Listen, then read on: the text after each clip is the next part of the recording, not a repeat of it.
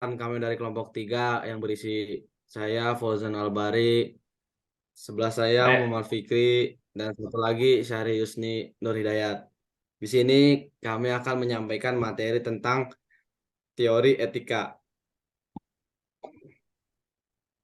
Next,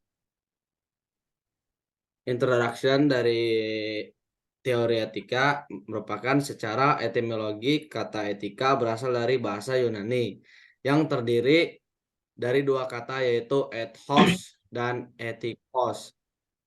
Ethos berarti sifat watak kebiasaan tempat yang biasa. Etikos berarti susila keadaban, kelakuan, dan perbuatan yang baik. Istilah moral berasal dari kata lain yaitu mores yang merupakan bentuk jamak dari mos yang berarti adat istiadat atau kebiasaan watak, kelakuan, tabiat, dan cara hidup.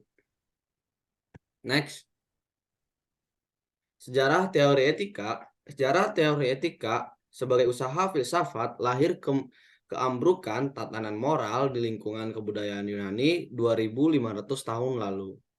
Karena pandangan-pandangan lama tentang baik dan buruk tidak lagi dipercaya, para filosof mempertanyakan kembali norma-norma dasar kelakuan manusia. Next,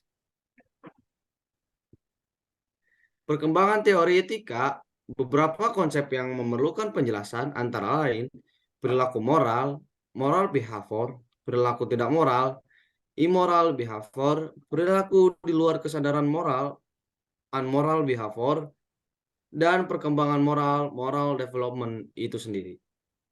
Next.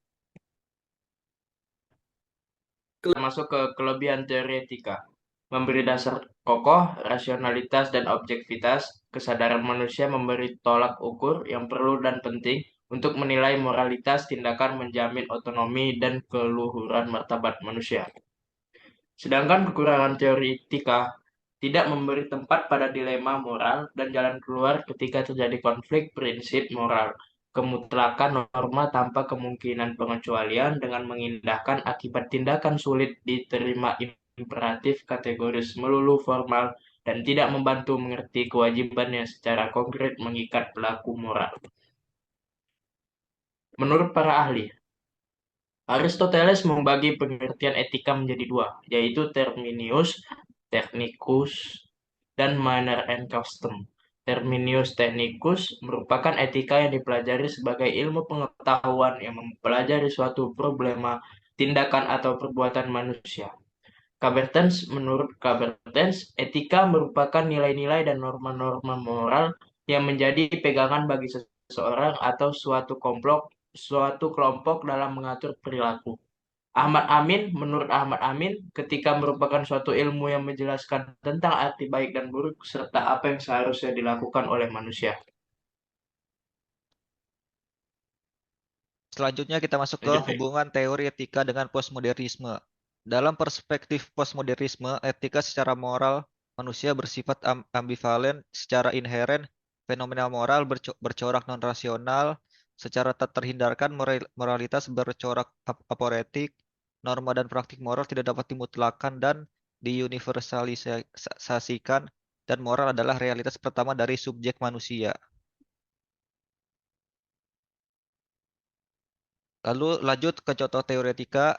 Pertama ada hindarilah percakapan yang bisa menimbulkan perselisihan. Kedua, menghormati orang lain dan berperilaku baik terhadap mereka. Ketiga, usahakan menjalin dan menjaga hubungan baik dengan orang lain. Dan terakhir, biasakan berempati terhadap orang lain yang terkena musibah. Sekian Thank dari you. presentasi kelompok kami. Sekian dari kami. Terima kasih. Terima kasih. Ini udah pick.